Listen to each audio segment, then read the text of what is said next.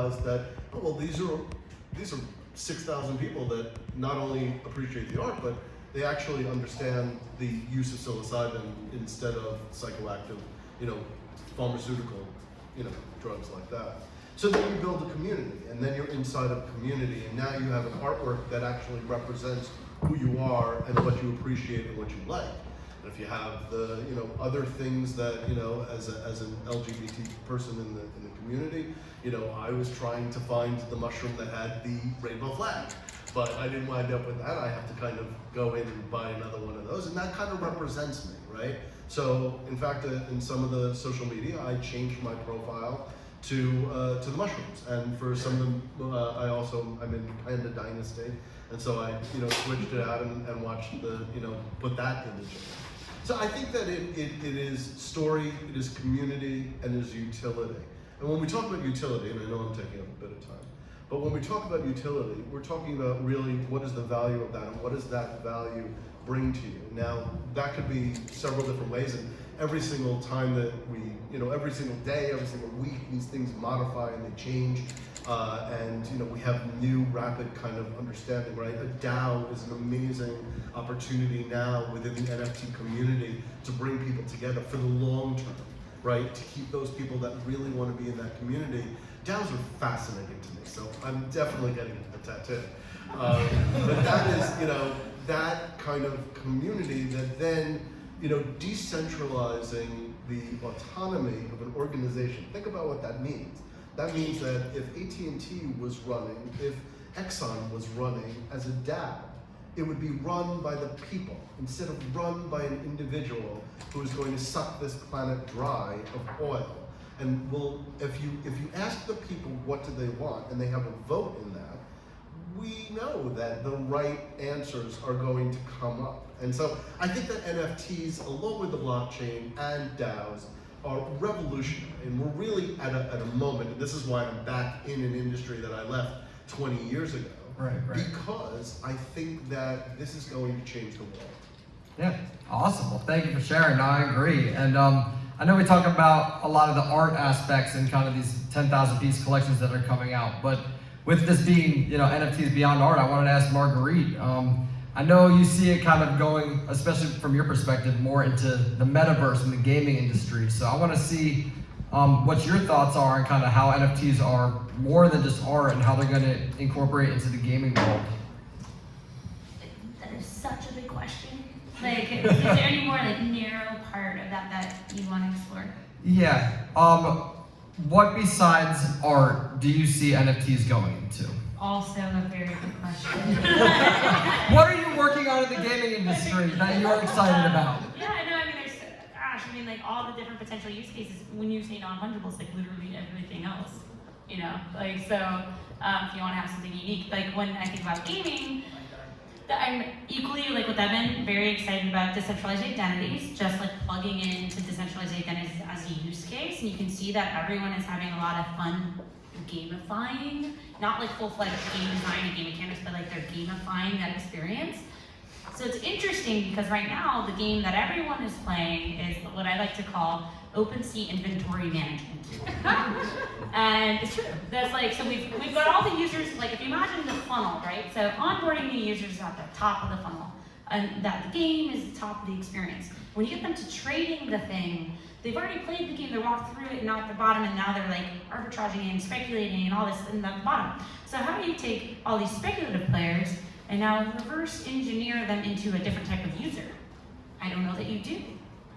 Right? So I think a lot of the application developers, we're all iterating on type of verticals with Evan said she was gonna barf if she heard loot again, but let's talk about loot. If you let people know real quick about loot, fill them in on loot if they're not aware. Loot I've never actually played loot, so I don't know if I'm the best to talk about it specifically, but what I can tell you from just from the conversations I have been picking up on is that it's actually, do you want to talk about loot real quick? I would love to. But you're not off the hook, Marguerite. It's going back to you after. The premise of loot is that there were a bunch of black squares with assorted words on them, minted as a collection of NFTs. These words included words like wand, cloak, sword, course. You know, game type elements, if any of y'all have ever like played WoW or anything like that. Yes. And so the purpose of having these NFTs minted entirely on chain, so the content, these words, are minted onto the blockchain. So they are globally available to be referenced by anyone at any time. And so these NFTs were sold, and the community, as you were noting, very enthusiastically in Discord realized, oh my god, a bunch of us have cloaks, this is sick, let's make a cloak channel, so everyone who has a word cloak could be in the crew. And like, that's cool, you know, we love a good community moment. And so then sort of the invitation was, anyone who wants to build a game can build a game, and y'all can reference this word wand, and then you can use the word wand in your game over here, and because it's on the blockchain, y'all can reference it in your game over here, and this wand can have a role in multiple games. But like, as I was saying earlier, the sort of joke is, the limiting factor for the metaverse, what was holding us back from a persistent gaming environment in, you know, every moment of our lives, is not the availability of a text-based wand. That's like not what we were waiting for, you know? And so what is awesome about Loot, what's interesting about Loot, is that the buyers of these NFTs, who paid an incredible price, like 35 ETH for a list of words that belong to you, that, you know, is some permutation of what others have, is that once you have a Loot NFT, you are then allowed to obtain NFTs from other derivative collections. Like, once you have Loot, you can get a role. So I have a role, I'll have myself. But so the premise of a role is like, be a wizard, be a mage, be a peasant, and then you can get a pet if you have a role. So you go with your role and your Loot, and you go to the mid page for pets, and you get an eagle. But all you have is like the word eagle, the word wand, the word wizard. There is no game. And it's very exciting because anyone could build a game on top of it if they wanted to, but like, there's no economic incentive to build a game on top of a world where someone else already made a bunch of money selling all the pieces to the game. And so the economic incentive instead is to roll your own pieces, sell your own pieces, and then build your own game on top of it. Or think of a game, sell the pieces, and then build the game. But we're in this weird moment where we've got a bunch of text-based wands, then we've got a bunch of wizards that have been made on top of the wands, but like, all we have is a bunch of words and you know, a lot of enthusiasm around, well, you could build a game that uses these, but there isn't yet one built. Now, Loot has made a ton of money selling these assets, and they're talking about funding the development of games. However, I would be very curious from a game designer's perspective, what the challenges of reverse engineering a gameplay environment on top of someone else's pieces might look like. Yeah, so for the first thing is like, I completely agree with you. It's very, like, I get excited about these experiments that people do with game, like, portions of like a game economy, right? Like the loot box is exciting and things I get out of it are exciting. Was there any balancing? The fact that there's no balancing already because there was no game. So there's just random assets, right? So like, sure, things you can do as a game designer are like introduce opportunities of burn mechanics. You can figure out what the balance needs to be, and then you could be like, these are the burn mechanics and these are the things, and like, this is how we can engineer all of that. But that sounds like a nightmare, but could be done. But things like in the Discord, right? So I'm assuming those roles are being assigned in Discord. So in our community, a lot of the community / also game developers built like side quest text adventure games in Discord directly by way of bots. Like, so you can do that, and you can have like commands that interact, and then using CollabLand, if you have heard of collab.land, which is a bot mechanism product we all use in Discord that checks for what's in your wallet. So anyways, it checks your addresses, and then you can progress through a text adventure dungeon crawler if you wanted to, using loot addresses. Someone's gonna build this if they haven't already. And so that's the next phase of like what you could do with something like Loot, but when you think of engagement, like that's not really that exciting, right? Like what else if you're gonna make this like engagement feedback loop of trying to collect new types of loot through that experience, but what's the means to the ends? You know, and so these types of users that are speculating and collecting, they're a specific type of user. Again, we're going back to the user that has made it all the way through to the speculative part of the bottom of the funnel. We're asking them to do these small baby steps to become a different type of user. Right. Like, now we want you to be a gamer. Ta-da! Like, and that's not really how it works. First, we find as broad appeal as possible with what an action a user is going to do. You're a gamer. And then from there, we start having different types of gamers, different classifications. And then we, as game designers, build experiences around those different types of users, if that makes sense. So yeah, it does. Do you think that, so you're saying you don't think that NFTs are gonna bring new people who never were gamers into the gaming world? It's not...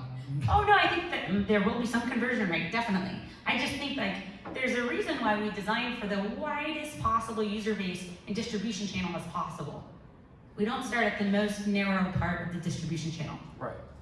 Yeah, and I've seen a lot of loot rip-offs happen since then. It's like, once that idea was out there, like, oh my god, we could just do lists, and then a bunch of people dropped lists, but I don't think all of them were successful. It's just like, loot, I guess, was a one-of-a-kind, unique idea, so people were like, we have the opportunity to create, and that's kind of where the community came into the whole thing. And it was like, this is community-driven, grassroots, from the bottom up, just like, let's create a game. Which I still don't understand, like, what would make a wand a loot wand versus just a wand someone who didn't own the list could make. Can you clarify that? I don't know. Either of you? The consensus of the community delivers legitimacy. Right. Things are legitimate when we agree that they are, and they have value when we agree that they do. And so the value and enthusiasm over having a bunch of words on the chain was animated by this community.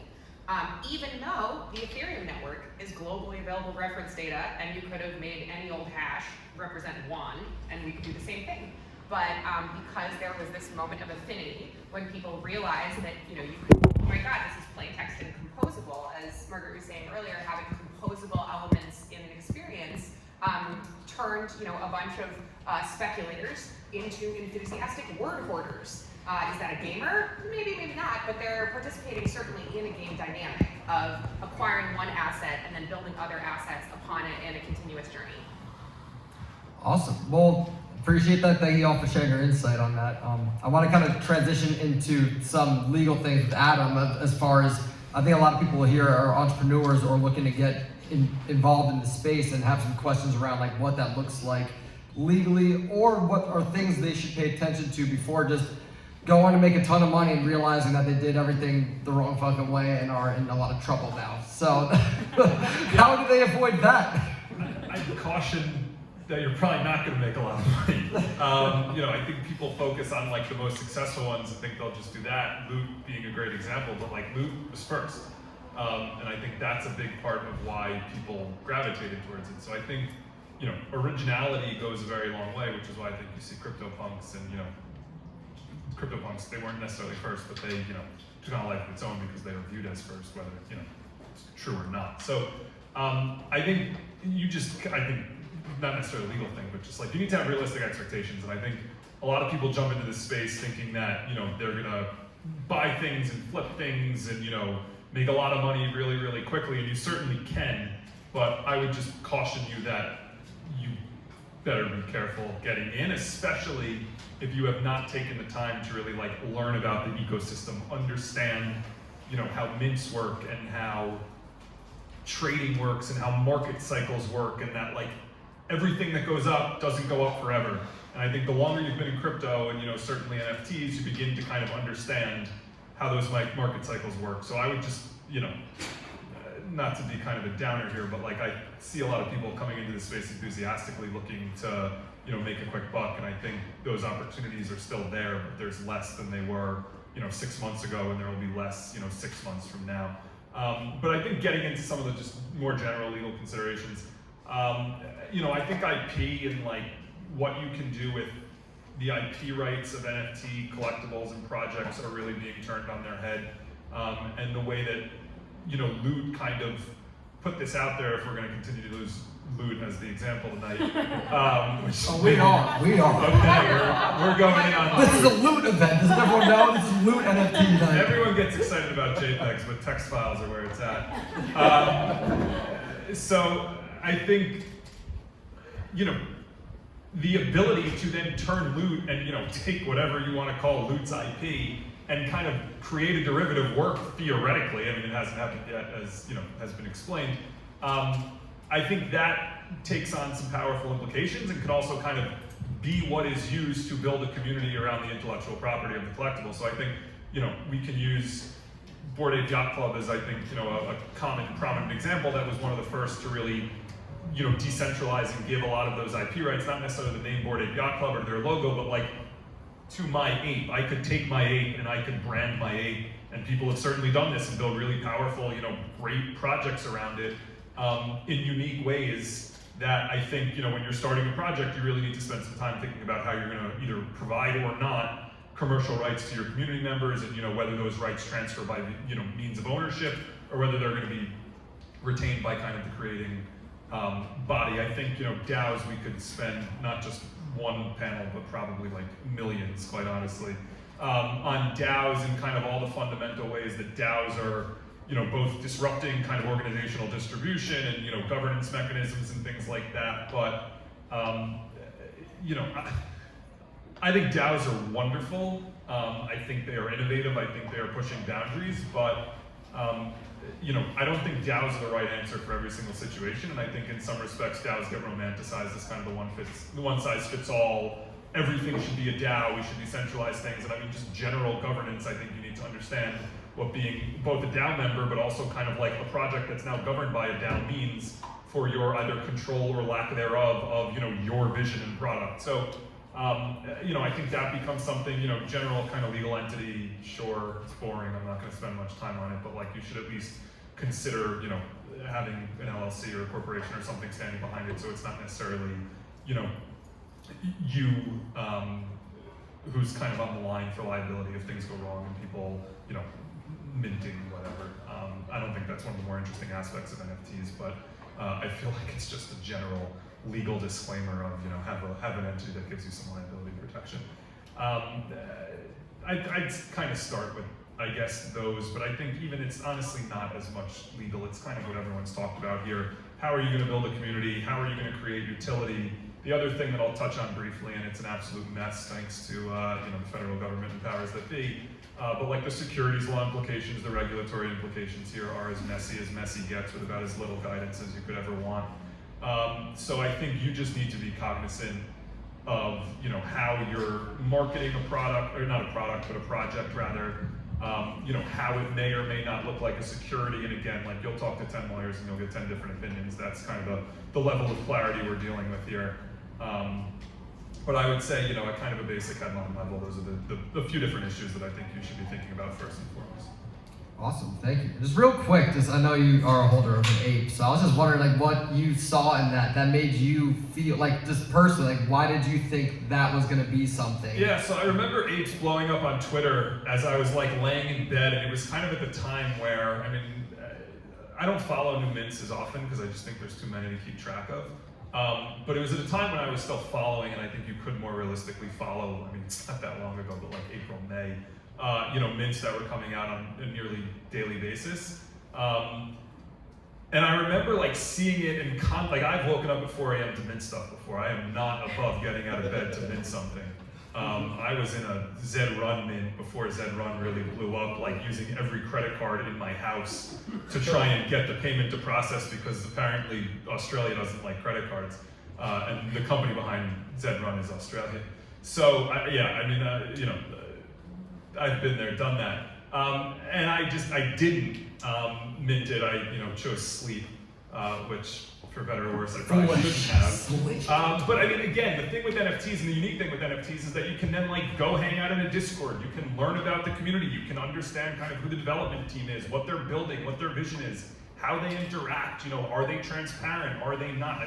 We're doing speculative, risky shit here. So like you need to have some level of inquiry that doesn't just like blindly throw money at stuff and chase people for the sake of chasing them because they happen to be an influencer. Like they have motives when they're putting out things on Twitter that they bought or want to mint or that they're looking at and things like that.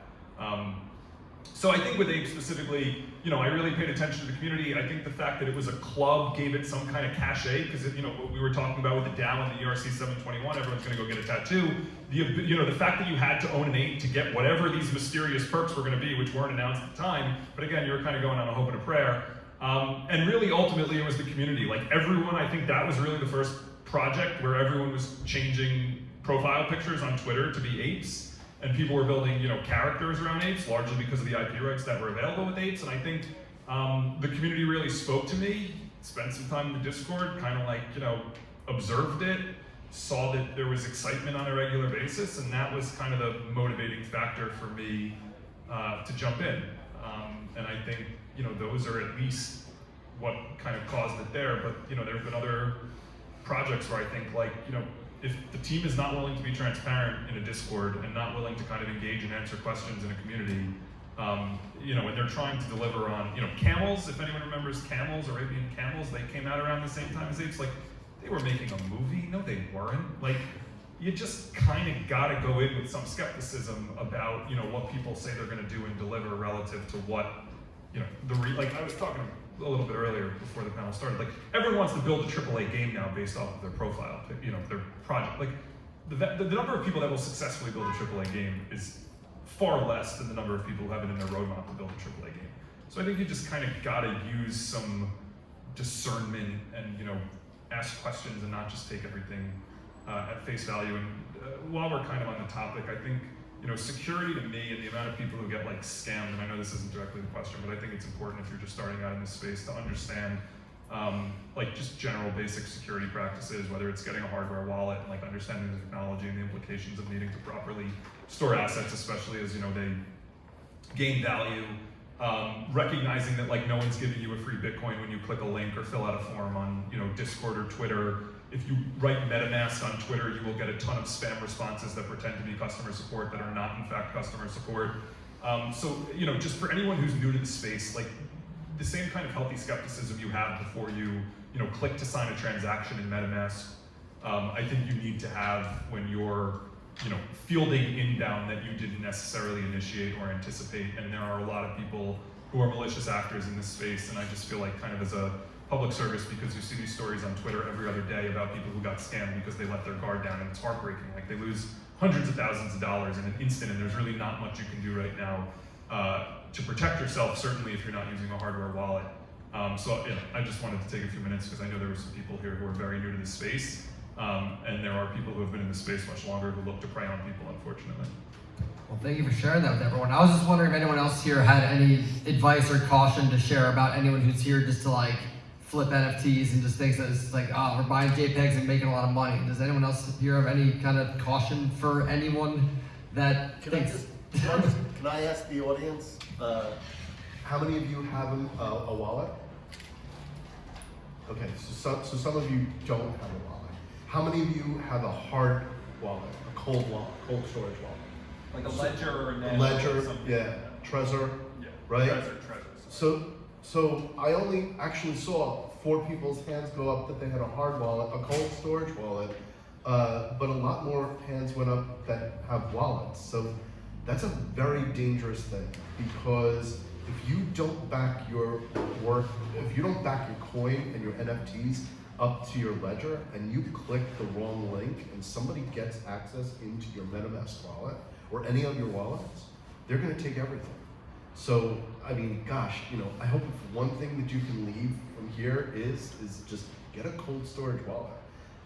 It's not the most easy thing to use. They don't, like Ledger doesn't accept Ethereum right now. It's a hard process. There are other coins that don't exactly fit onto the ledger, but you've got to protect yourself, because there are more scammers out there than there are projects. I get a text. I just bought the new iPhone 13. They were transferring it. They turned my phone on. The first text that I got was a scam. And they were like, "Do you know buy this is in? a scam? Do you know this is a scam?" I was like, "You don't understand. I get this like every hour, like every single hour." AT&T. Oh, check your bill. Check your this that. It's all a scam. Can't click on it. Can't link it. I just want to say something while I have the mic. So I was in the pre-.coms, and I was in the .coms, and we started with Alta Vista. We started with Netscape, and that's where we're at. That's how new this Web3 is. This is incredibly new. NFTs, when you talk about NFTs, and you're talking about blockchain, you're just talking about art right now. But in the next 10 years, when you get your mortgage, when you get your lease for your house, when you get your car, when you get your healthcare, everything's gonna be on your wallet.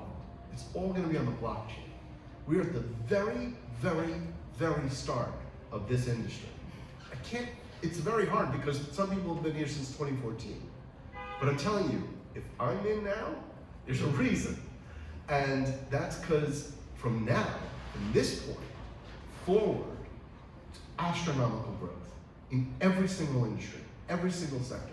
You're hearing about DeFi now, you're hearing about NFTs now, that is just the start. I have to tell you something. As a cypherpunk, from back in the day, we are actively trying to dismantle the currency, the fiat currency of every single government. Because crypto can do it better. We can do DAOs, we can do currency. When you have people behind a currency, there is no war. Governments are war. That's my political statement for tonight. Thank you for sharing. Evan or Marguerite, do you have anything to add to that? Or if not, I have another question. It's been a while since I've had a cypherpunk like, on stage. I appreciate the wisdom. No, there were things like with the board at Yacht Club, I sold some apes. I haven't been in this space long enough to be like, I'm taking profit. So, so why not? Yeah, but anyways, like with Twitter, adopting this new Web3 sort of plugin where we're gonna be able to have PFP profile pics for Twitter, that's pretty cool. And I actually got to comment today for a Coindesk article about why I thought that was cool. And it's the convergence of Web 2 meets Web 3 now across centralized application platforms with our decentralized identities that Evan's working on. and like the idea that we can have these communities. Now we're gonna have people with specialized identities that can be recognized across the broad ecosystem, find each other and connect through their online profiles on the internet and have these collectives. Like this idea that I think you spoke a little bit on, when there's people behind the currency, I think that also moves to the fact of people behind a cultural movement, right? We now have like identifiable people that collectively make a movement or a cultural thing they stand for, can now have a presence online and we can all discover them. And like the power of that is actually pretty amazing.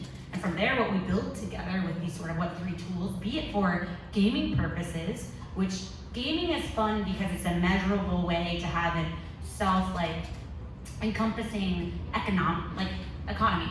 Right. But beyond that is the real world economy, right? And like that's the real economy. And so once we have these game mechanics that work, things that are sticky, people can take those models and replicate them and use them for larger missions. That let's go build a space colony mission that make it like a game. That will happen. That's amazing. And do you see that translating into real life a lot? Like people, these digital communities are really coming together and creating something and having consensus together. Do you see that translating to people coming together in real life and connecting in the world, or would you say that's more digital from what you see? No, I'm saying it is. I'm saying we're in the testing grounds. We're in the discovery phase of finding everything that's sticky and exciting and fun. Once you find the fun, we're going to take that formula and we're going to use it as a building block for lots of purposes and definitely real world purposes. But the real world purposes are harder to measure and harder to design for. Right. So first of all, most games fail. Most blockchain projects fail. So when we're thinking about putting together these two highly probably will fail things, and let's hope it works. and so we're gonna have to do this slowly, and that's why I get excited about the iterative developments that people do it and they discovered something sticky and was successful, even if it's just for a moment, it was highly successful. That is success. Right. That is success and that's something to iterate on, right? And then to build that out, like what is sustainable about that thing.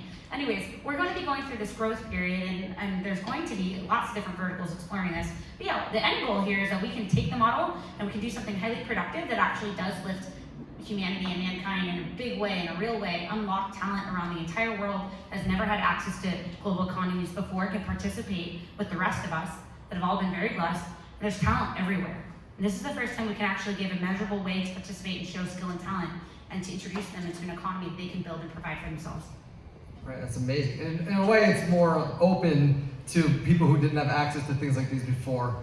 And I guess from some things I see following this whole space is that certain spaces are very exclusive. Like, you can't be involved in this unless you have a certain thing, or like a tattoo or whatever that may be. But in other ways, it kind of gives everyone another opportunity and brings people together. So I mean, what's your perspective on that? I would say that blockchains, distributed ledgers, are inherently a feminist technology.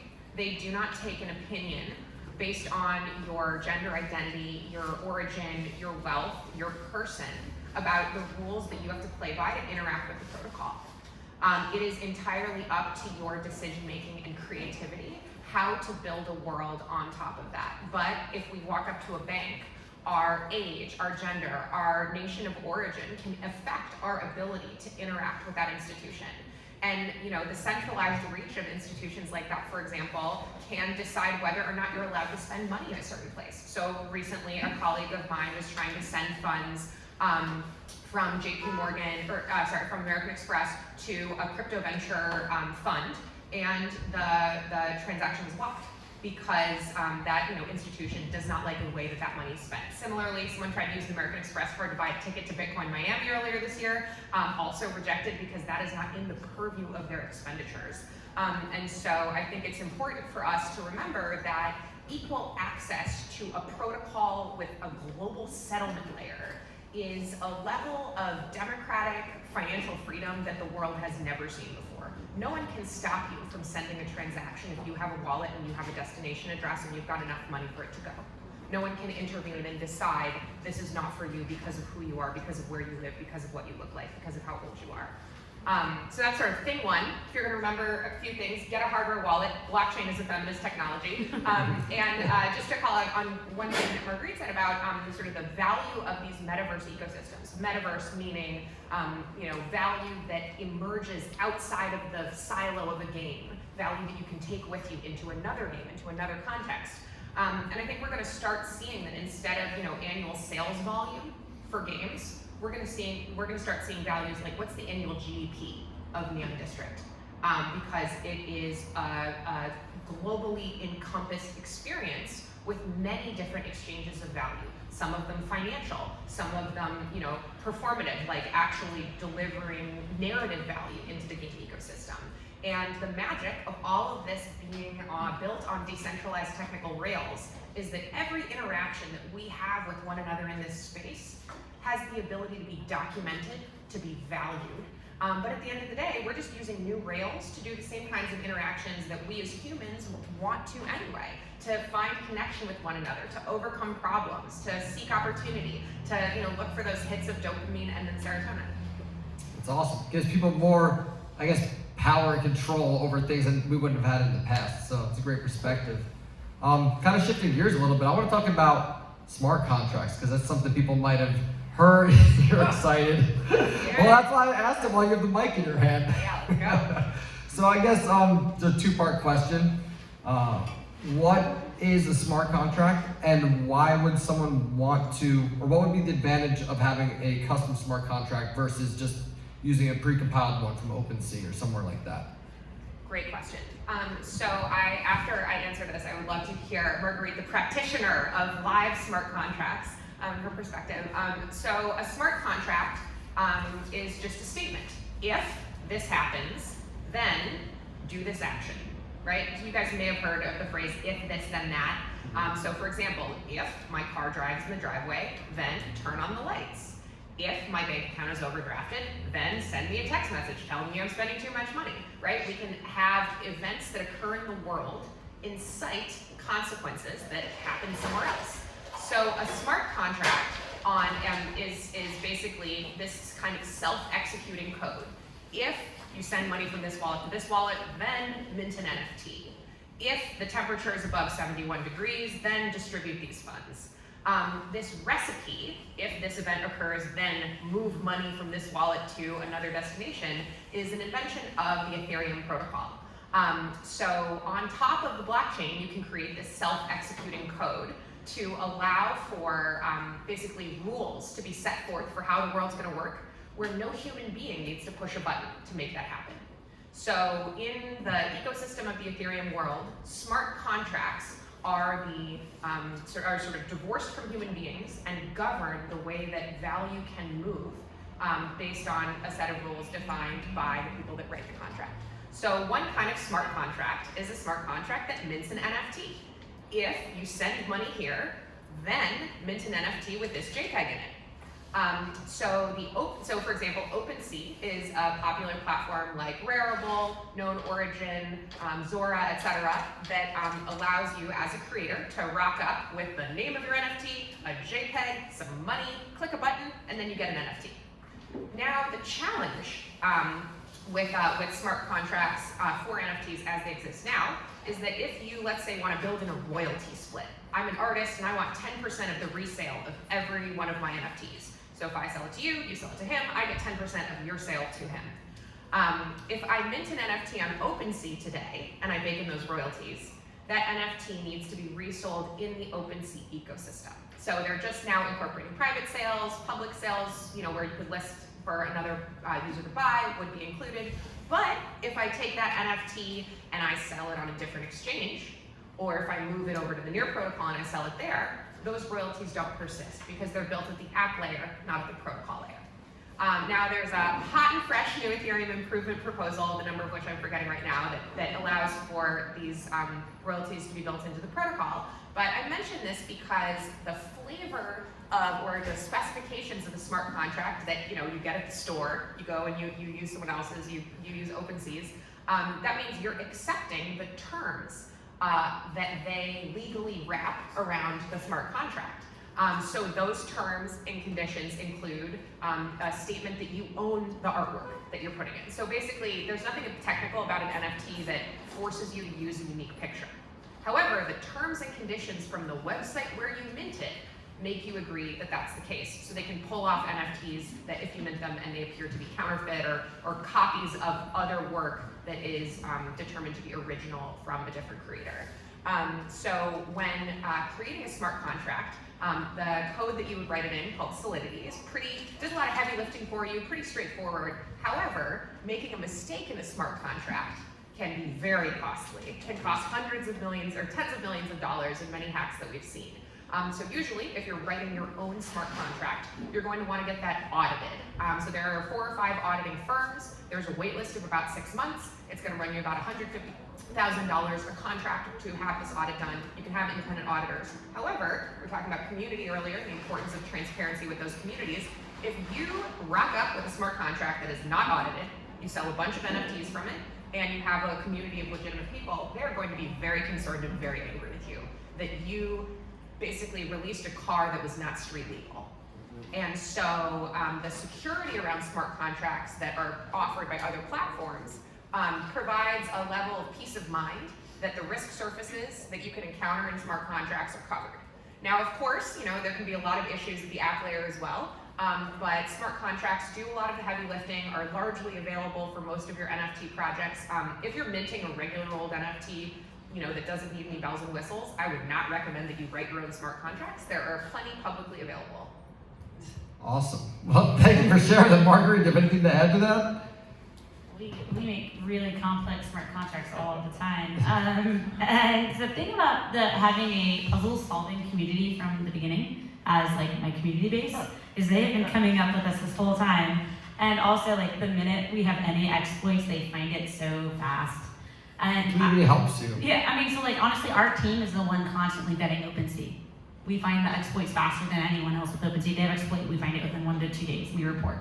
So the white hat hackers. Thank goodness for white hat hackers, by the way. And so yeah, having ethical hackers, it's a real thing because people could. There was one. So my team found an exploit with Wax. We could have drained the top Wax wallet, and the team reported it.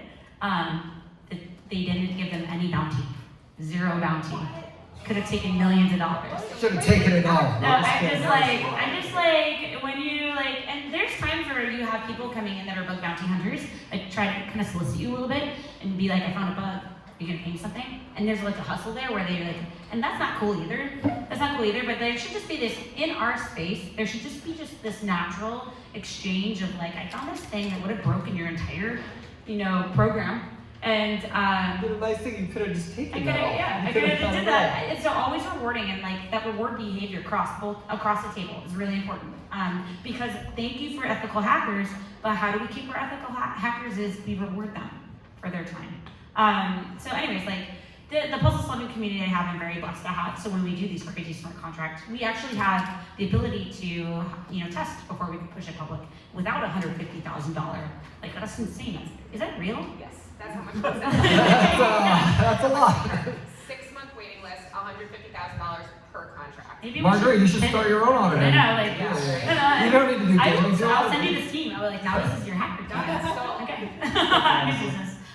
So yeah, okay, I'm done. Great, thank you. Well, we have a few more questions, then we're gonna do audience Q&A, so everyone get your questions ready. But Adam, just kind of on the smart contract note, is there any, I guess, legal advice you have for, say you have a couple founders who are dropping a collection, they want to like distribute profits through a smart contract? Is there any way they should properly form to do this, or is there any legal Sorry.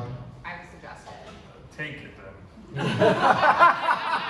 If you and your homies are interested in collectively owning assets, in pooling your funds to perform an activity together, whether it's minting NFTs, buying a boat, whatever, there is a wonderful venture-funded organization called Syndicate DAO. They are a bunch of well-funded attorneys, and they will help you set up an LLC, bank accounts, taxes, etc., so that your token-based activities can be well within the bounds of the Delaware corporations or state of your choice. I would echo the sentiment that any collective activity that you participate in should be represented by a legal entity. LLCs are the best. If you want to get spicy, Wyoming has a DAO LLC, very similar to an LLC, 99 members, etc. But if you are interested in setting up any kind of collective payment, LLC for you, LLC for your crew, and I would highly recommend working with another organization that has the chops to do this and not trying to tackle both a 10K PFP and some kind of fancy payment stuff on the back, especially because the venture capital funding is so good that they will do this stuff for you for free. So free lawyers setting up free stuff for you, look up Syndicate DAO. Adam, what are your thoughts? Yeah, I mean, I think it was well covered by Evan. I mean, I think you need to make sure that there's, I sell this to any founding team, like you need to pick your partners, you need to make sure that you're having conversations with them that you're gonna see eye to eye about, roles, responsibilities, equity splits, royalty splits. I mean, whatever you're talking about, these are not always the easiest conversations, but they're critical to have to make sure that as you're moving forward and as, the fruits of your labor will be the success or failure of your project, everyone's kind of in the same boat and going in the same direction. And then, I echo, entirely. I think there needs to be a layer of kind of protection and a layer of kind of governance structure that undergirds, whatever you're doing and, whatever collective efforts. And I think, especially if someone, it's a hot space right now. So there's a lot of people with a lot of ideas who have really ambitious, ideas of what they want to accomplish and how they're going to accomplish it and how quickly they're going to accomplish it. And people, can lose interest pretty quickly if things don't, come off as hot as they might have anticipated. So I think, making sure that it's A, discussed and understood and agreed upon, and then B, put into some form, whether it's, a DAO or an LLC or some type of entity that allows for kind of, somewhat existing safeguards, somewhat evolving safeguards, to make sure that that structure is set up properly is what I think would be prudent. Awesome, thank you, Adam. And then wrapping up with Jonathan, then we're going to do final words and then jumping into Q&A. We're all about community here, and this is about creating a community in the blockchain. So I know we've talked about this a bit, but what would you say is like the secret sauce for a successful NFT community versus one that just flops and no one really gives a shit? Yeah, it's funny, before you asked that question, I was going to absolutely talk about the FOMO crowd. And I feel that kind of fits into what you're asking me. Wow, the FOMO crowd is just amazing, right? Because, it's like buying a car without knowing how to drive. And they want the Porsche. And they have no idea what they're doing. I think that when you're looking at an NFT collection, again, I've mentioned story and utility and community. It's very easy. Find out how many followers they have on Twitter, how active they are on Twitter. Then go to their Discord, see how many followers they have, and how active the general chat is. and then see what their roadmap is, right? The roadmap, now yes, I mean, I could say that I'm gonna come out with a game, right? And I'm gonna be very nonchalant about it, right? At 80% sold, I'm gonna come out with a video game. There's nothing holding me to that, right? So then you have to look at the next thing, and this has already kind of been mentioned, is the people that are running the show, right? If you have a team that is not willing to show their faces, show their LinkedIn profiles, show who they really are and what they've previously worked on, don't get involved with that project. And it doesn't even matter if they sell out in 12 minutes, right? It's a question of, are you in there? I just have to talk about like the magic mushroom thing again, right? Because here's what happened. Thursday was the OGs were allowed to buy 2 pieces, 2 NFTs.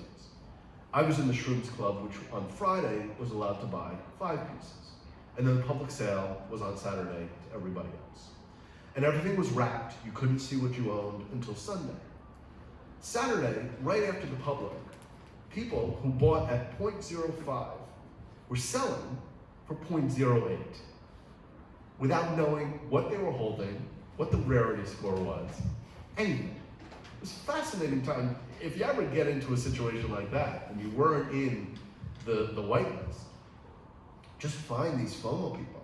And listen, they're kids, because anybody can be in this, right? So to a kid, if he's got dad's money and he's putting in $250 for the NFT and he's spending another 100, 200, 300 on gas, and he makes himself $100 off of that, he's like, free money. But for you, if you're an investor and you're a collector, you have an opportunity to grab those, if they're wrapped, you don't know what they are, before they just skyrocket. And I know that there's like this whole, you can watch on YouTube all these investing, people saying, buy in the whitelist, sell immediately, just, get out and who cares. But if you're committed to the community and that's why you're investing and that's why you're buying an NFT, hold on to it for a second, right? So I have 5, the rarity tools just came out. Out of the 5, I have 1 that's the least of all in terms of rarity. I'm now putting that up for sale for 0.6 ETH. I bought it at 0.05, 5 of them. That means somebody's gonna buy that at 0.6 ETH.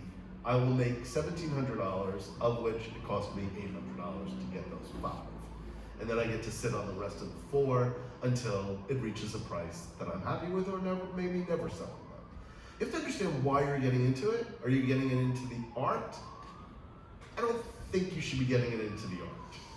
This isn't something that you're gonna put on a wall and people are gonna walk past and be like, oh wow, you own one of those. Now on the other hand, anybody can see your wallet. So my friend who has a Bored Ape here is much more influential than somebody who doesn't have a Bored Ape, right?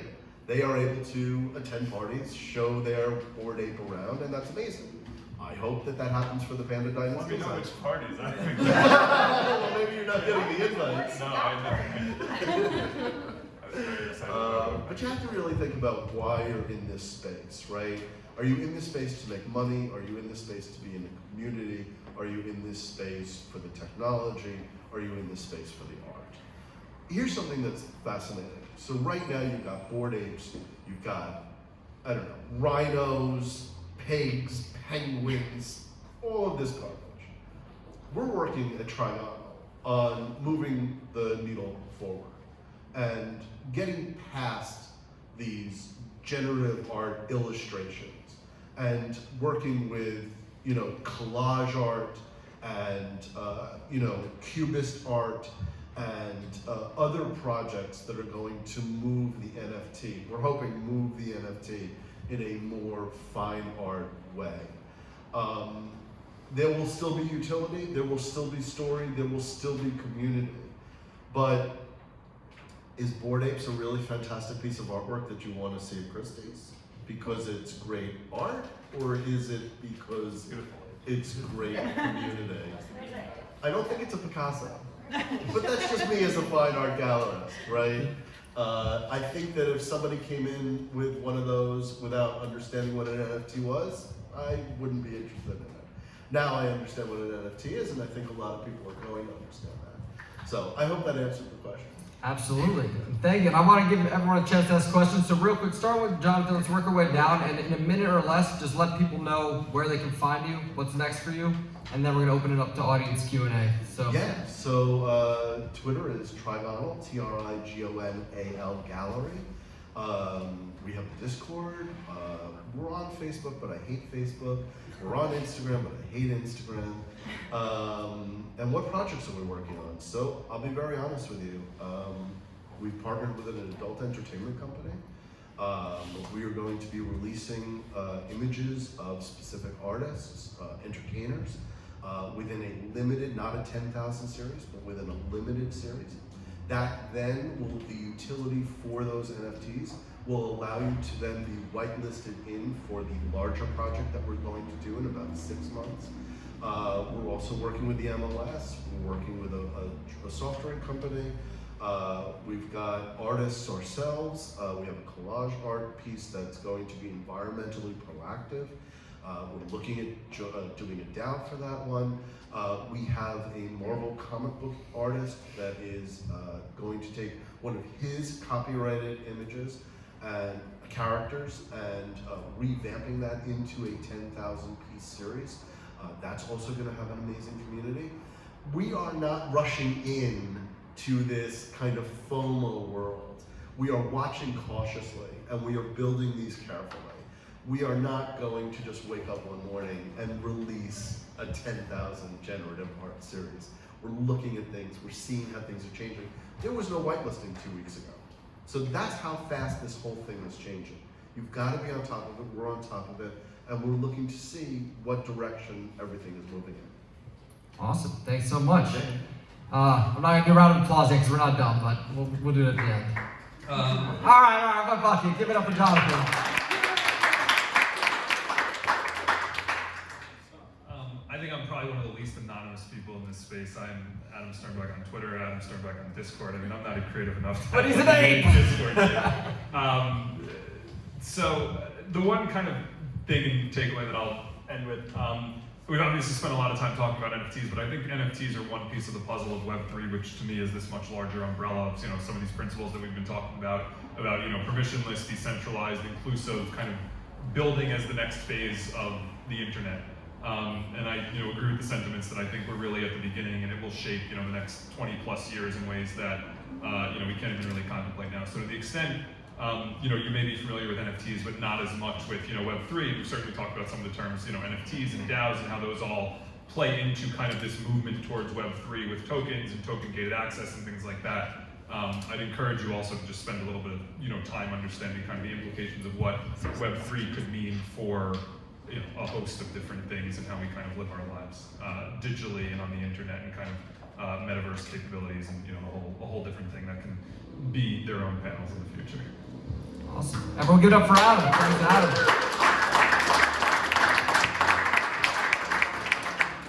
So I guess in my closing thoughts, I think that what I see, if you want to accelerate your learning curve, mint, figure out how to mint something and make something. And then go and look at other people that you think they have an interesting process. After you've done that, like they have an interesting process, it's a little different in how they've done it. And if there's a crowd around them and people think they're unique, like people pleaser, like pleaser DAO, how did that from around Emily, people pleaser. And just the whole psychology of these things, like these communities and what brings value, and taking time to think about what parts of these different things do people think are valuable. Just the whole artistic exercise of thinking about, the why, spending time with that, and even getting someone to buy an NFT, make an NFT, and trying to get somebody to buy it. That's kind of a cool exercise too. I think once you do that, you really unlock for yourself all kinds of questions that you then will start to explore to answer, because this is going to be one of those things that you can listen to people talk about it all day long. It's not going to click though until you're walking that journey. Couldn't agree more. Where can they find you online? Coin artists, Twitter, everywhere. Coin artists. Everybody give it up. Coin artists everywhere. All right. Go home, sign up for Neon District, get started. So I would sort of echo what Marguerite's saying, the importance hands-on experiences, blockchain, by definition, is a multiplayer game. These right here, these are your homies. Exploring the metaverse by yourself can be a really lonely journey. I would know, I've tried it for like 10 years. It is so much better when you have friends with you. So I would highly encourage you, like, throw together a group text of some people you met here tonight. Find some friends over the weekend that you want to get brunch with and talk through this stuff with. You can all try minting your NFTs together. You can buy each other's NFTs, hype each other up on Twitter. But this stuff is so much more fun when, even in a very casual way, you have a group of friends to go along this journey with you. And to be part of that community. You know, y'all can like join these communities together. But I find that especially for exploring the things that are confusing or difficult or a little bit more technical, it helps if you're just sitting across the table from someone else who's trying to do that same thing with you. So if you want to hit me up online, I am on Twitter at Proven Authority. I am also at Serto, SERTO_ID, if you're interested in off-chain data. I will close with reminding everyone that you never put your personally identifiable information on the blockchain. If it's right once, never erased, your name doesn't go there, your face doesn't go there, your email address doesn't go there, your Twitter account doesn't go there, unless you want it to be globally available to everyone forever. Actually, I have one more thing to say. Yeah, before we Andrew. wrap up. So a lot of people don't know this about Pocket Games, my game company, but have you guys heard of Plasma Bears? Yes. So Yeah. we also made Plasma Bears, right? And so like I found X copy way back, like because I thought his art was cool. And I was just like, your art's cool. I like GIF art. Like, and so I said GIF also. So and we started collaborating together on Plasma Bears. Anyways, it blew up. Everyone got really excited. They found out that I had collaborated with X copy way back. And now I have Gary Vee calling me at 11:30 p.m. on FaceTime while I'm just hanging out in my bed. And I'm like, oh, why is Gary Vee calling me? He wants me to tell him the story of Plasma Bears. So like what you do today, and the things you think are interesting because you purely think they're interesting, it can be a really good compass. And it doesn't, you know, like it's cool that everyone else is validating what I thought was already cool. And I'm just kind of like, for me, I'm like, sweet, I already thought that was cool. You know, like, so just trust your internal compass about what you think is interesting. That's incredible. Thank you so much, and thanks, Evan. Give it up. Just one thing on that, as you mentioned, if you want to start a group chat with everyone and keep the conversation going, there's the QR codes around. If you want to jump in this Discord and keep the conversation going from here, I would be happy to chat with all of you and make that happen. So with that, give it up for the panelists. They've been awesome. And we're going to jump into some Q&A. So, who's got a question? I saw his hand up first. I have a question for Margaret. Yep. How would you start over with blockchain games? Ooh, I would not make an RPG to start. Yeah. So like we had made really successful games early on, and so I really thought that we could do anything at that point. We'd been making games at that point for 3 years. Really interesting games, like actual games too. Like we had remade arcade games. Astro Blasters had completely remade it, completely remade Pac-Man, completely made Legend of Zelda, which we called Legend of Zelda. Anyways, like these games. And so I thought, oh, well, we can make an RPG. Well, no, the game design for an RPG is quite expensive, and all the different moving parts of the economy are really expensive. So I would have really think I would have made a much simpler game with a game loop that was more feasible, and made that like easier. Because we ended up throwing away at least 6 game designs, at least 6 game engines over the course of like 3 years. I probably went through $3 million of my own capital, like learning that lesson. Thank you. Who else has another question? Yeah, you. For Jonathan, you mentioned a few times utility in the NFT. So, what's the worst case of utility you saw? And what's the best utilities? Oh, that's an interesting question. Okay. Well, the great thing is that you can get into an NFT project where the utility changes, right? It's not, whatever's in the roadmap doesn't necessarily, it's not law, right? You know, I had a question for Adam, and it's on the same note as that, which is there are some NFT collections now that are giving back financially to owning an NFT. That's an asset. That's a whole SEC problem, isn't it? So I would stay away from that until they figure it out. Listen, as Evan has said before, everyone is saying that they're going to do a game, right? You have to think that if I put out a 10,000 generative art piece that I'm selling for 0.05 Ethereum, I'm making $2 million. Okay. I got to pay all my people. I got to pay my marketing crew. I got to pay my technologists. I got to take a nice vacation. And then at the end of it, I probably have about, let's say, $1.5 million in the bank. Now, what am I going to do with that? Am I going to give that back to the community in some way by creating a game or creating like VFriends, a conference? You know, there are many, many different ways. And as we see people succeeding and where they're failing, you're going to see more of a movement towards the success. People are going to try to copy that. When you say that you're going to build a game and 80% of those NFTs wind up not building a game, you feel a little bit, you know. The thing with Bored Apes is that it's a question of who actually owns the apes now, right? So celebrities are aping it and they're owning it. And now it's becoming a very, very exclusive club, right? RSOP is another one that is slowly gaining traction in the celebrity. So me, I spent $120 for an RSOP, a little bit of gas because it wasn't that expensive then. But I get to hang out with, not that this is impressive by any means, Ja Rule, right? Was at the party that, you know, I mean, that kind of actually is a negative. It's a negative, right? Yeah. So there's you know, you have to look at it from why are you involved? Why do you want to be involved in the community? I think that there are good projects and there are bad projects, right? There's good art and there's bad art, right? There's this role-playing game that a friend of mine wants to get in on, and I just was like, I can't do it, I just don't like the art, right? So it doesn't matter what the utility is.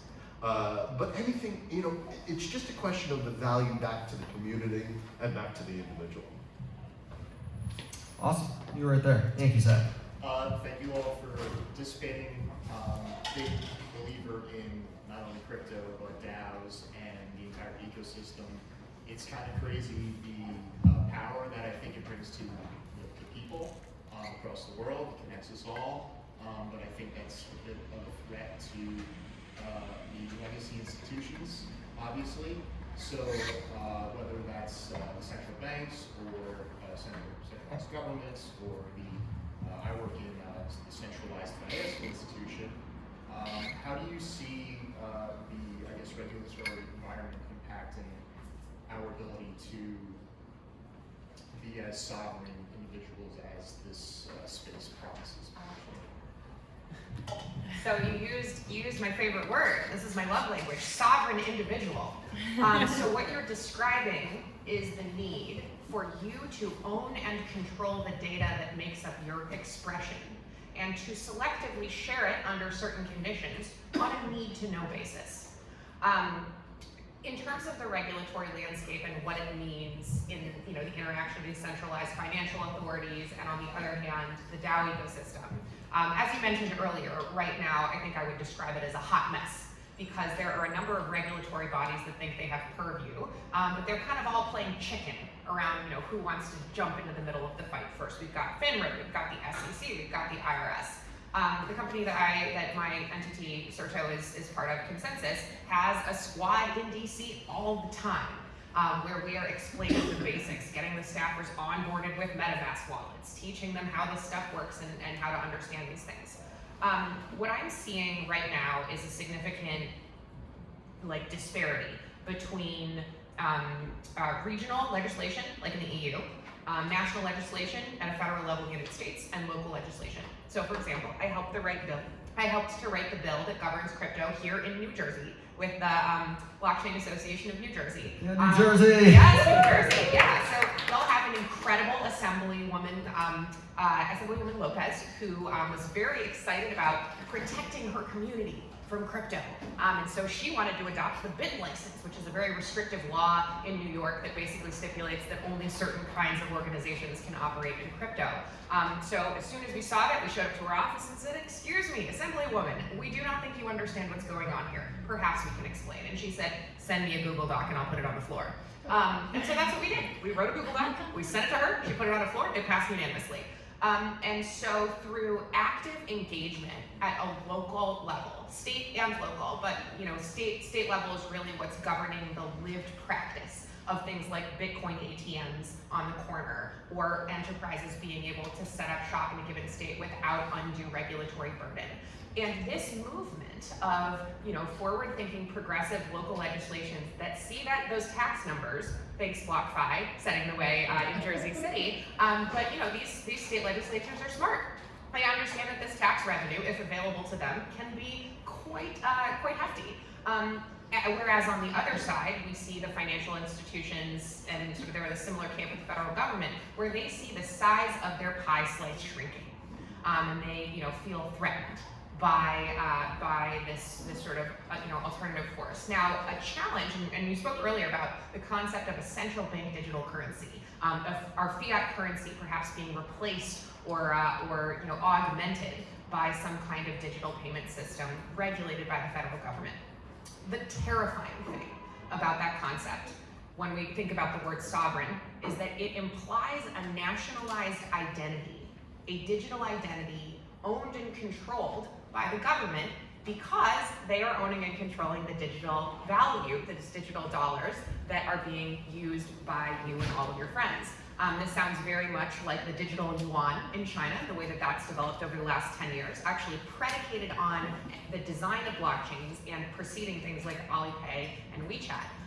So I know this has kind of taken us a lot of places in the regulatory conversation, but I think it is a race between the creative small projects that are pushing the limits of things like assets with underlying cash flow, pushing the limits on what it means to be a security, as well as state level legislatures creating accommodating spaces for startups such as New Jersey, such as Wyoming, and now it is a race between us and Gary Gensler. Let's have him go. Can I just add something to that? Can I just, yeah. So, this is totally amazing, right? Because I'm going to give you a scenario. I have a friend, works for a Fortune 500 company, super brilliant, graduated top of the class in college, works for a great Fortune 500 company. But he lives in Colombia. And so he makes $11,000 a year. Is that fair? Is that fair? That the Colombian government is tied to the US currency, and the US currency has dictated, right? So let's change the conversation to El Salvador. So if El Salvador takes over Bitcoin, uses Bitcoin instead of the US led and demanded fiat currency, El Salvadorians have the ability to earn at the same rate that you and I can. That's the difference. Right now, America controls the money, and they control the money across the world. What happens in America has a reflection